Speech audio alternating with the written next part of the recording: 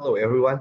On this occasion, I will explain our research entitled Challenges in Introducing Programming, a case of K-12 Indonesian education. I'm Oscar Karnalim from Maresha Christian University, Indonesia. I'm with Mewati Ayub, Hapnes Toba, and Williyandie Saputra, and Tabitha Emanuella Kotambunan from Maresha Christian University, Indonesia, Maresha Wijanto from Ayub Women's University, South Korea, and Hans Dulimarta from Great Valley State University, USA. So programming actually can promote computational thinking skills, confidence, positive attitude, and cognitive development. So as a result, many countries impose programming in K-12 education. But in Indonesia and many other developing countries, programming is not common to be introduced in K-12. Schools focus on giving the skills of ICT to the students, and those skills are usually general. So we are interested to know the possible challenges of introducing programming and embedding it in the curriculum. So we developed a questionnaire survey with open-ended questions with 4 identified dimensions of challenges: administrative, facilities, teachers, and students. We also asked about programming assessments that teachers usually use and what software features they expect for teaching programming. The responses were then analyzed with thematic analysis and descriptive statistics. For the thematic analysis, a bigram-based Latent Dirichlet Allocation topic modeling would be employed.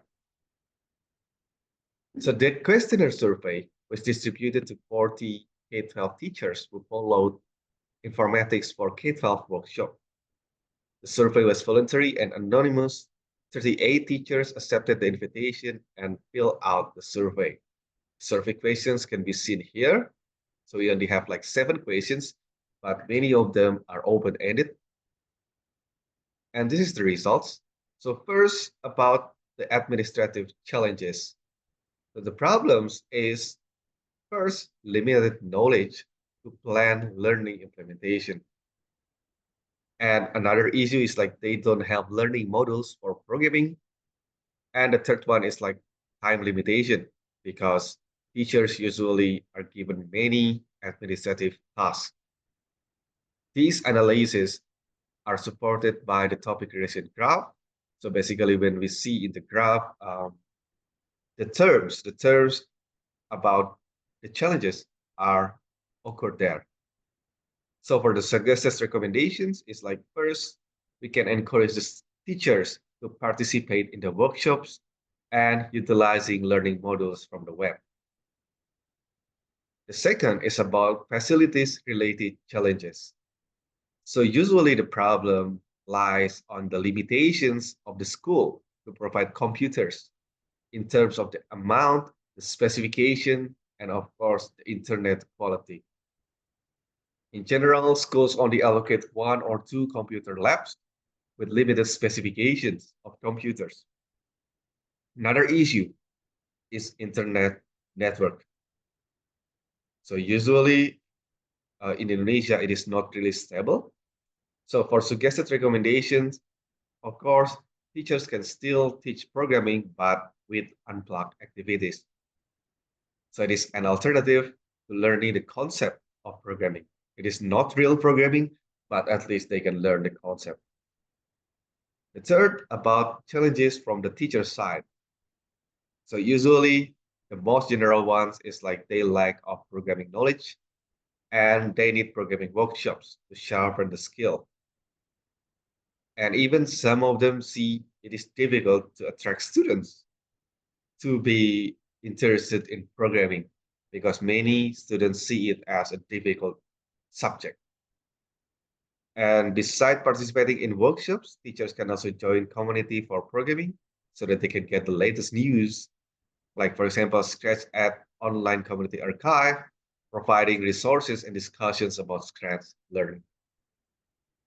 Regarding student challenges, the problem encountered is lack of logical thinking and critical thinking. The students also need to be motivated to learn programming. So to build students' logical thinking and critical thinking, they are introduced to computational thinking through Weber's task.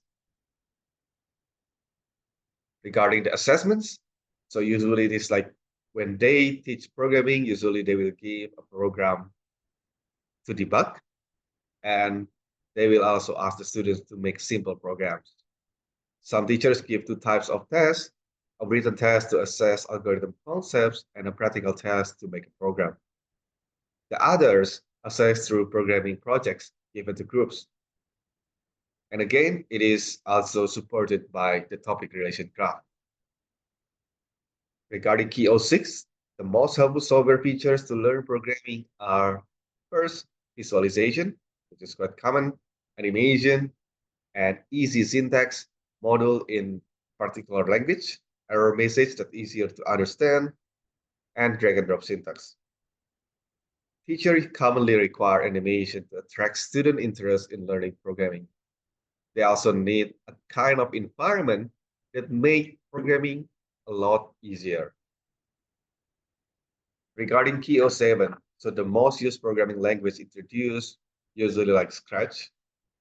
I know that some people might not see it as a programming language, but yeah, we make it like as a programming language here. So Scratch, Python, HTML, and Blockly. Some teachers also introduce Java, MBlock, Visual Basic, VRFX, and C++.